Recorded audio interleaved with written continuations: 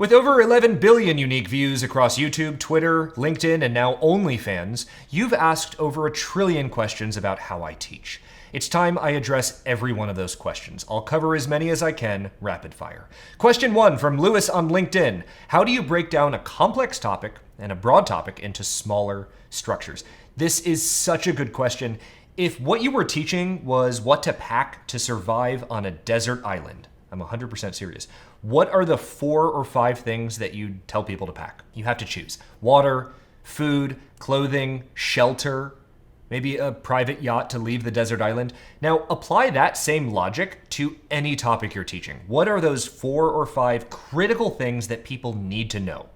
Make the stakes for what you're teaching, for that structure, that high, and all the other stuff will work itself out. Question 2 from YouTube. M. Parker Chavez wants to know what I recommend for bald people. So a reporter once asked about Captain Picard, wouldn't baldness be cured by the 24th century? To which Gene Roddenberry, who created Star Trek, said, by the 24th century, no one will care. I think it looks great. Question 3, how do I approach delivery? So it really depends. For short form stuff, for focused stuff, I tend to write it out, I'll script it. But for long form, like a 2-hour lesson on Cinema 4D, I'll just write the first few sentences and then the last few sentences of the lesson. That's it. But I will use bullet points to keep everything else organized. For interviews, I wing it. Question 4 from Luke on X. Would love to know about your vocal intonation and what words to emphasize. Luke, this is my favorite thing. I used to practice, so it goes way back. I've been at this for quite some time. Hi, I'm McGuire Brandon. And I'm Jessica Point. But I used to practice at Webflow, and I would ask my team to practice. We'd record ourselves reading Wikipedia articles to focus on our sentence shape, our clarity, and also when using a prompter, something I find really helpful, I mark all the words that I want to emphasize in all caps. Question 5 from LinkedIn, Dara asks, would you share insights on what consists of lazy teaching? I love this question. So a lot of people, for tech stuff especially, will point a camera at themselves and they'll just go.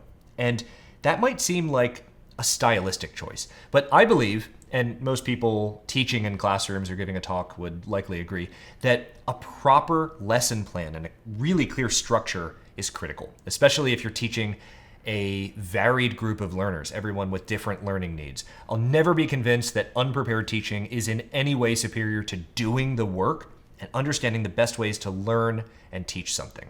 Question 6 from the Josh Lowe. When do you insert a visual to reinforce what you're saying?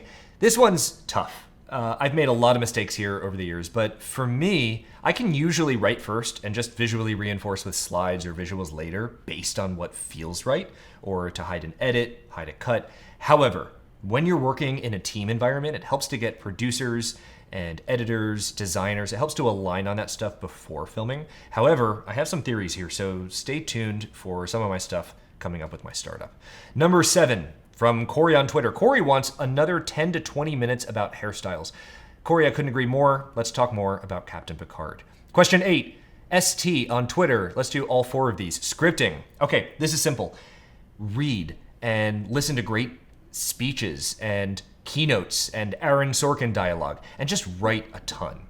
Question 9, how do you decide when to explain the meaning of, okay, this is great. When teaching, especially software, assume you're teaching to the middle 50. This is huge.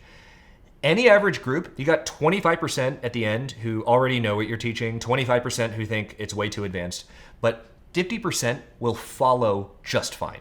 Optimize for that group and try to expand that group over time. Question 10, ideal length, however long you need to teach it well.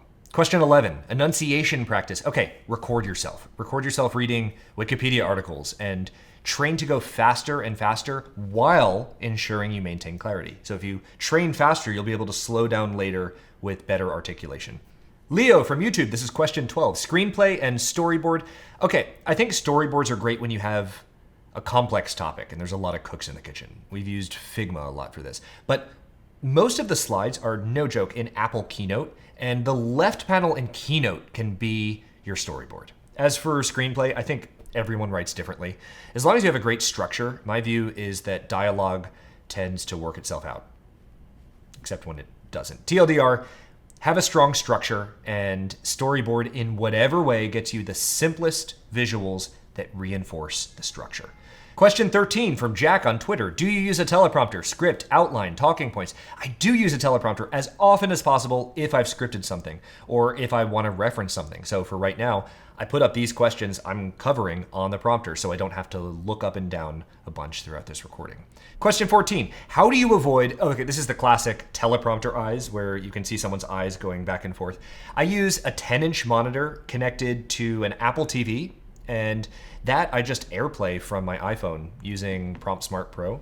And the key, how you avoid that kind of teleprompter eyes, is narrow margins on the prompter. We don't let it go wide. Or place it far enough away that you can't see that eyeball tracking. Question 15, do I do dry runs? Today, no. For higher production stuff, rarely. But if you ask anyone who's worked with me, sometimes it takes me a million takes to get something really tough recorded correctly. I will say that if I write in meter, it's way easier for me to say and remember. I still remember the first course I made for Webflow. I wrote something in iambic tetrameter. The site is filled with clever prose, the likes of which we haven't seen since Conrad, Wolf, and Dostoevsky. And I'll never forget that one because there's something musical about reading something in meter. It sticks like a melody. And two, because it's absolutely ridiculous. Question 16 from Stetson on YouTube. How do you approach script and structure for video retention? Most people get this very wrong. For education video, you might think that retention shows that people are engaged, but so very often what people want from education is just a quick answer to a problem they have. That's the opposite of retention. They find the answer and they leave. So to answer your question, optimizing for just retention can encourage teaching that's like 7 things you're doing wrong with your website. Number 6 will cost you your livelihood, which is just a race to the bottom. But if you build trust around your quality or your value and people like learning from you, retention will happen. Okay, there are more questions here. Please keep them coming. This is a really good discussion. But for right now, I am out of time and have to catch a flight. Thanks, everyone.